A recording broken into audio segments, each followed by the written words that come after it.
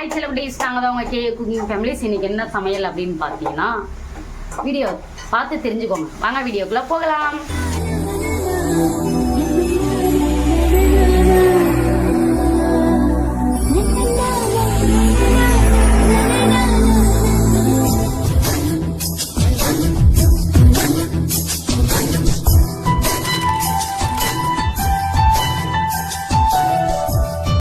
முட்டை சாதம் தான் செய்ய போகிறோம். ஆல்ரெடி சாப்பாடுலாம் வடித்து வச்சாச்சு.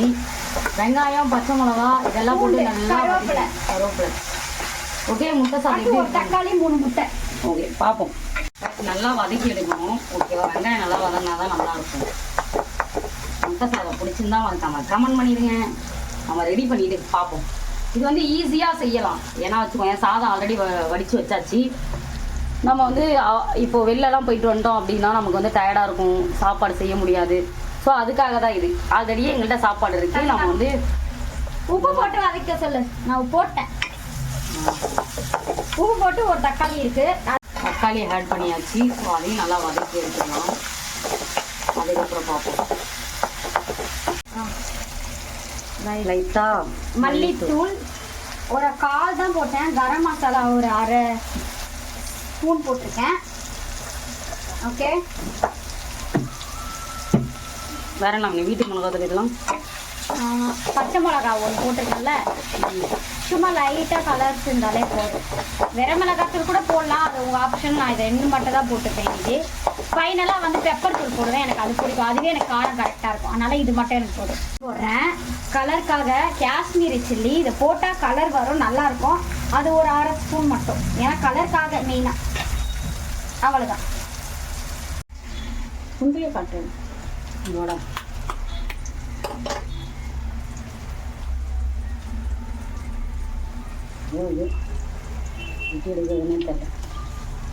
முட்டை உடைச்சி ஊற்றிக்கோங்க. ஓகே, அப்போ தான் முட்டை சோறு ரெடி ஆகும்.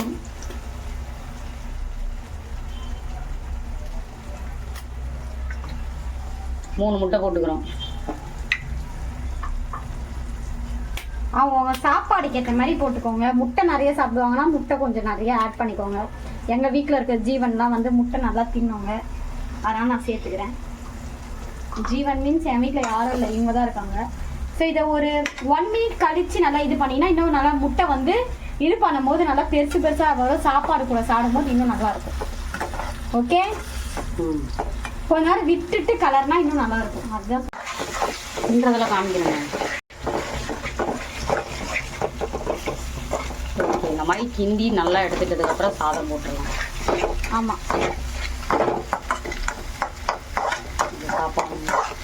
சாத்துக்கிறாங்க 1.5 ஷார்ட்ஸ் தானே.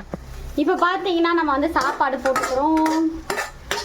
வெடிச்ச சாப்பாடை போட்டுக்கணும்.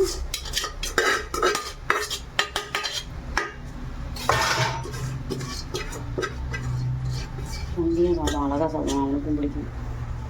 ஓகே, கிளறிக்கலாமா? இல்லை, சோறு அதிகமாக இருக்கும். இல்லை பத்தும், கரெக்டாக தான் இருக்கு. இப்போ பார்த்தீங்கன்னா நம்ம வந்து என்ன பண்ணுறோன்னா, கிளறும் போது இந்த மாதிரி பெப்பர் போட்டுட்டோன்னு வச்சுக்கோங்களேன். கிளறும் போது எல்லா சாப்பாடு கூடயும் இதுவாகும், அதனால் பெப்பர். அவ்வளோதான். ஓகே, கிளறி முடிச்சு சாப்பிடுவோம், பார்க்கலாம். ரெடி ஆயிடுச்சு. ஸோ இந்த மாதிரி மெத்தடில் நீங்களும் செஞ்சு ட்ரை பண்ணுங்கள்.